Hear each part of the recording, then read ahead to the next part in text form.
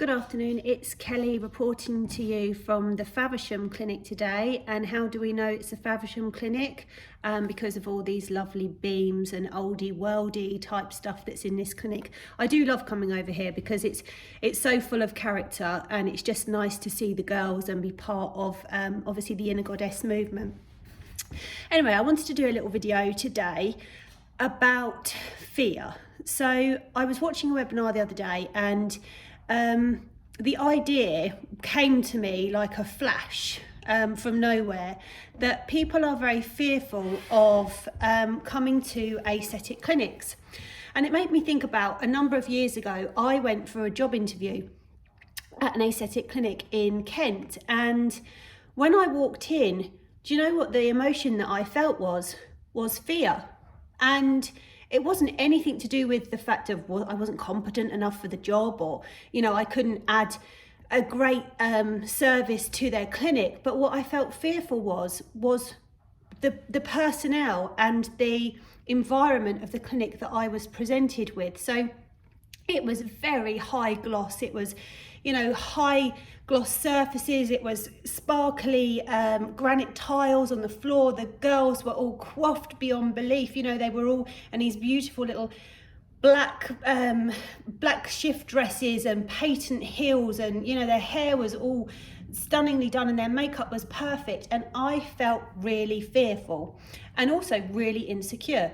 And so when I started my business in aesthetics, I wanted to try and create the polar opposite to what I had seen at that clinic that day.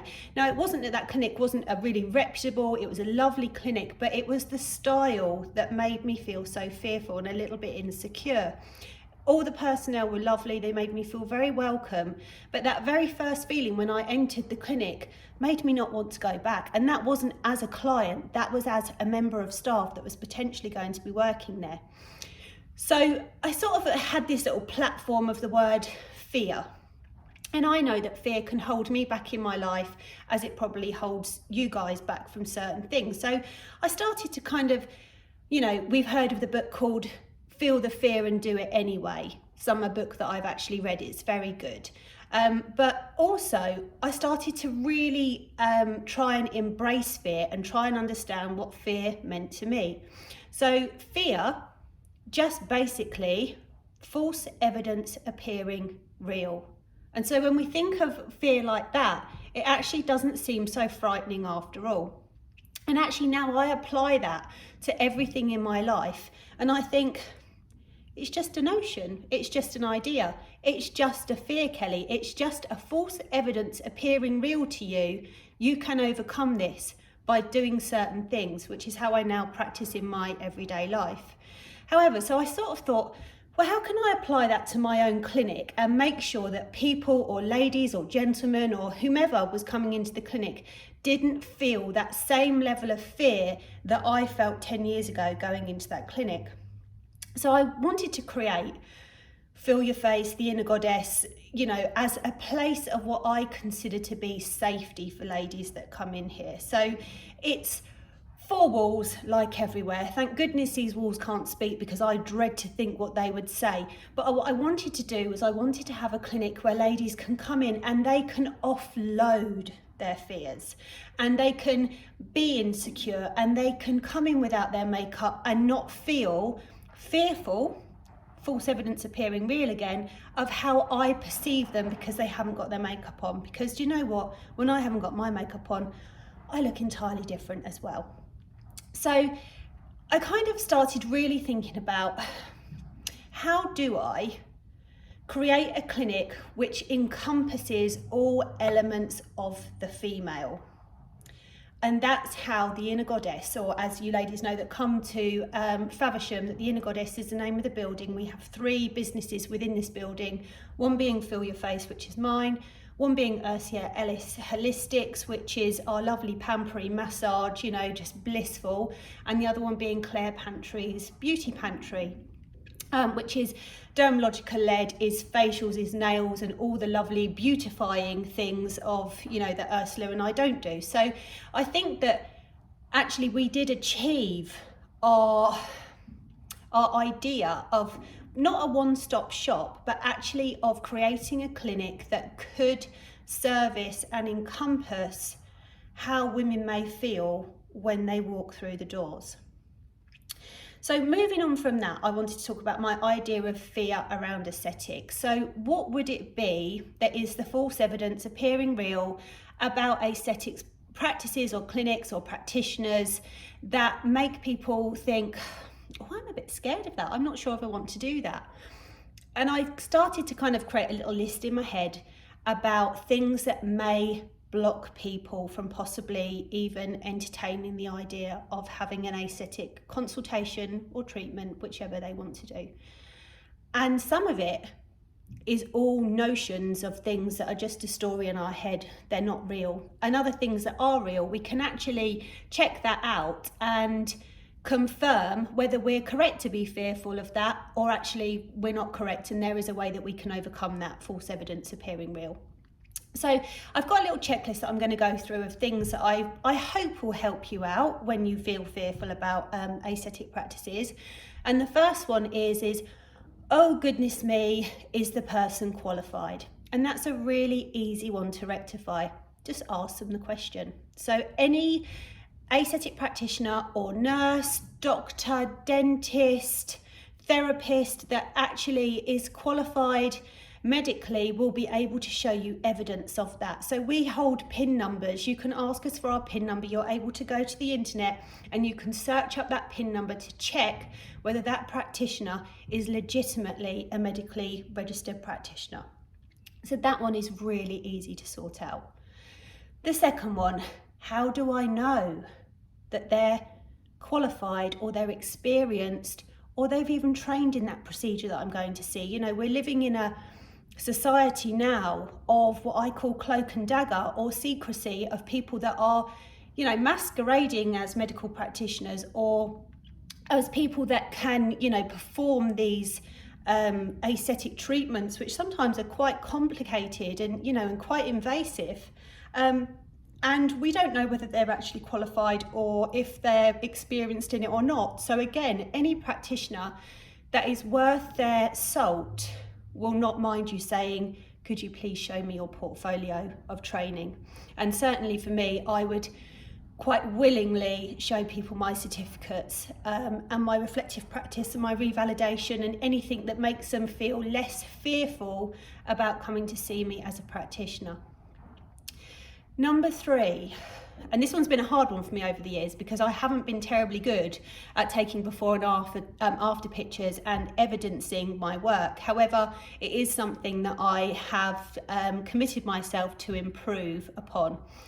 So before and after pictures are not only important to protect the practitioner from obviously things like litigation, but they're also really important as a way of us showing or showcasing to potential clients, this is the quality of my work, these are the products that I use, this is the type of result you could expect. However, what you need to accept when you're looking at people's before and after pictures is we as humans like to showcase our best work. Okay, so actually your face may not have the result of that before and after picture because you're not that person in that picture. So you're going to have anatomically different structures to your face, your skin's going to be of a different integrity perhaps to somebody else that was in a before and after picture. Maybe the shape of your lips is very different. Maybe you've got an asymmetry in your face that can be very difficult for you perhaps to see, but sometimes when we start working aesthetically with you, sometimes we can make an asymmetry look more obvious.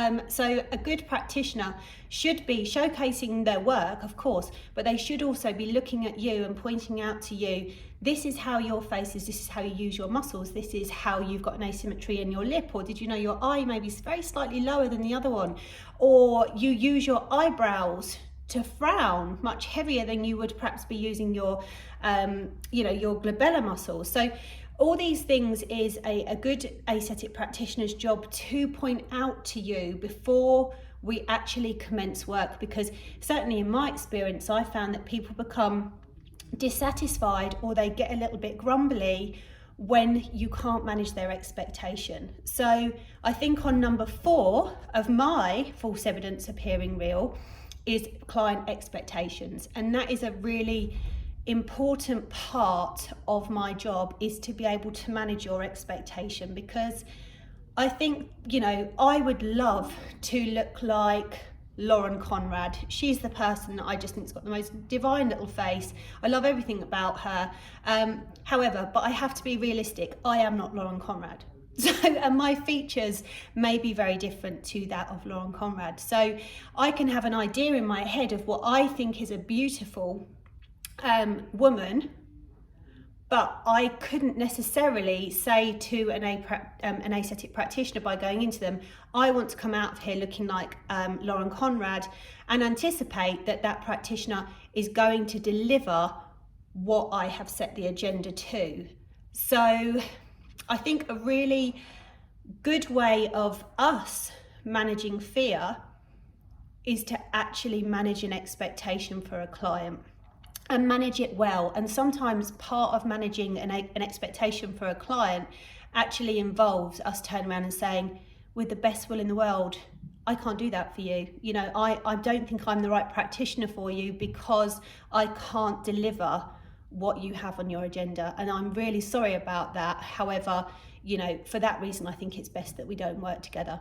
And sometimes, you know, this is touching on a video I did last week, that can come with a level of people feeling a bit disgruntled about that. So sometimes you do, you know, have people storm out of the clinic or shout at you, or, you know, call you a horrible name or whatever. And sadly, that is part of what I call the belts and braces of being a safe practitioner.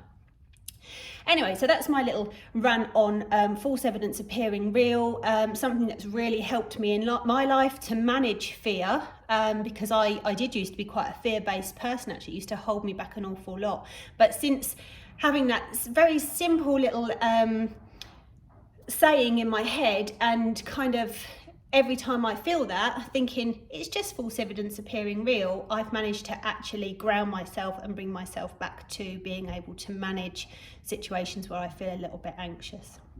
Okay, so what have I been up to this week? So it's Tuesday, I'm in Faversham. Of course I am. Delighted to be here. I love this place. I wish I could be here more, but you know, sadly at the moment, my little girl is of an age where I just can't. So I'm trying to build my clinic in Ramsgate, slow and steady. And obviously that's around Aoife's nap times, or if she goes to nursery. So it is a bit of slow progress. I'm very sorry that I can't sometimes fulfill everybody's request. It's just very difficult when you have such a small child, and I don't really have any childcare help there. So, but as she gets older, hopefully that's something that will become slightly easier. So I've been doing more and more training. I've been training in the dermalogica system, as you know. I did 3 days training last week. It was really enjoyable. It was nice to get talking about skin again, and looking at skin, and being able to make, you know, very simple suggestions that may rectify someone's problem, with their skin. What else have I done? I don't really know. It's just been a little bit of a crazy week. I think that's actually it. I don't think I've got too much to report really this week. So done a bit of training, done a little bit of thinking. I'm still waiting for my calipers to arrive. So as soon as they arrive, they're on their way from, where are they on their way from? On their way from Canada, I think, actually. So as soon as they arrive, I will do a little demo for you with them. But for now, that's all I've got to say. I hope to see you and speak to some of you soon. Thank goodness, I'm going to raise my hands up and say hallelujah. January is over. Gosh, that's a long month, isn't it? Anyway, as per usual, if there's anything you'd like to ask me, please WhatsApp me, please Facebook me, please Instagram me. However you want to get hold of me is fine, or you could use old style, just phone. And I will speak to you all very soon. Take care. Bye for now.